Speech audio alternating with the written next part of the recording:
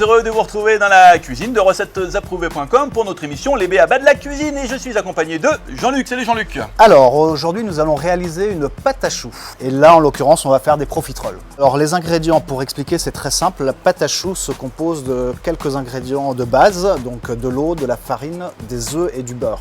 Pour un demi-litre d'eau, donc 500 ml, on va avoir donc 250 g de farine. Oui, c'est ça, moi aussi. La moitié. La moitié.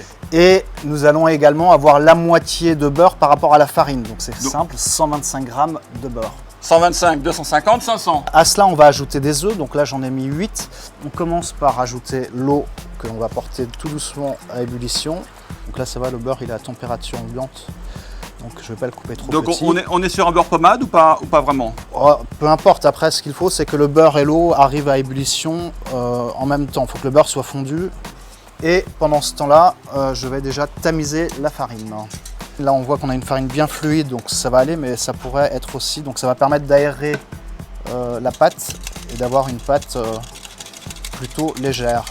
Bon alors voilà, donc là on a effectivement notre eau qui commence à frémir avec le beurre. Là c'est parfait, on a également ajouté le sucre.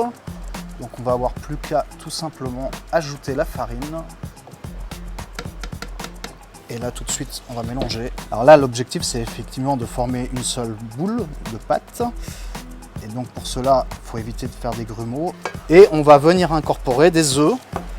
Au moment où la pâte, on va dire qu'elle est desséchée, oui. On a un temps d'attente avant de mettre les œufs, on attend que ça refroidisse ou pas? Là moi ce que je fais c'est que je la débarrasse. Donc déjà là on arrête complètement la cuisson. Et ici, on va avoir maintenant plus qu'à venir incorporer les œufs. Plus on va mettre d'œufs et plus on aura une pâte qui aura du goût. Donc là, l'idée, c'est d'essayer de monter jusqu'à 8 œufs. Ouais.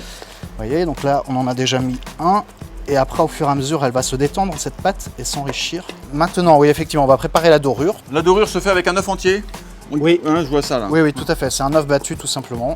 Donc, on va plutôt s'intéresser là au dressage des choux. Donc, une petite poche à douille, voilà, donc là je considère qu'on en aura assez,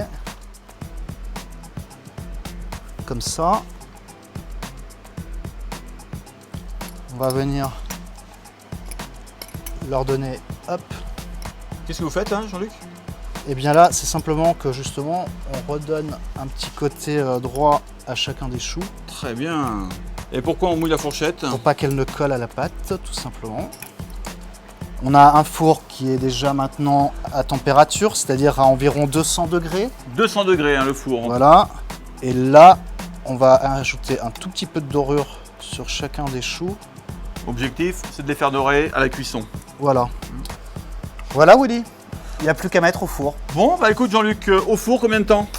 Alors la température, on va dire que c'est à peu près 20 minutes à 200 degrés. Jean-Luc, pourquoi mettre les choux sur une grille à la sortie du four? Tout simplement pour qu'ils ne reprennent pas cette humidité qui pourrait effectivement arriver si, et là on aurait des choux qui ramolliraient. Donc le fait de les mettre sur une grille comme ça permet à l'air voilà, de passer au-dessus. Exactement. Et en dessous.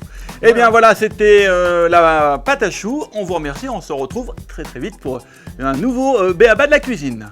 Bye bye, on vous embrasse. Bye bye.